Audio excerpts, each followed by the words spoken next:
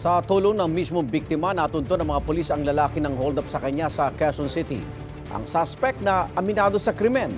Balak daw sanang ibenta ang ninakaw na cellphone para magkapera.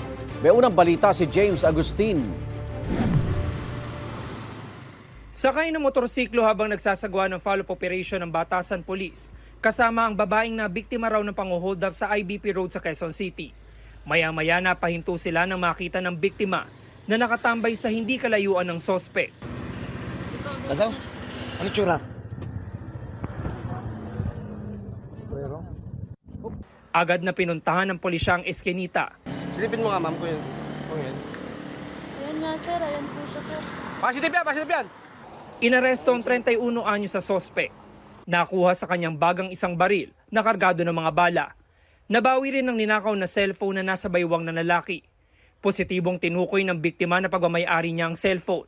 Ayon sa pulisya, kagagaling lang sa panonood ng pageant ng 36 anyos sa biktima na isang online seller na mangyari ang krimen. Habang naglalakad siya along IBP Road, pasakay na siya ng tricycle, yung suspect natin, bigla na lang siyang hinold up sa likod. Tapos kinuha yung kanyang cellphone. Napag-alaman na walang kaukulang dokumento ang nakuhang baril mula sa sospek. Sinubmit namin sa crime lab for ballistics examination para ma-verify po siya kung yung baril na yun is nagamit pa sa ibang krimen. Ito na ang ikalawang beses na naaresto ang sospek. Una noong 2017 dahil sa kasong may kinalaman sa droga. Kalalaya lang niya noong nakaraang taon.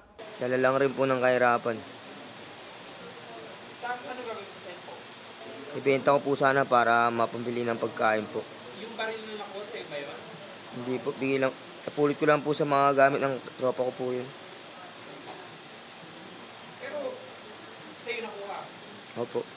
Maharap ang sospek sa mga reklamong robbery at paglabag sa Comprehensive Firearms and Ammunition Regulation Act in relation to Omnibus Election Code. Ito ang unang balita. James Agustin para sa GMA Integrated News. Igan, mauna ka sa mga balita, mag-subscribe na sa GMA Integrated News sa YouTube para sa iba't ibang ulat sa ating bansa.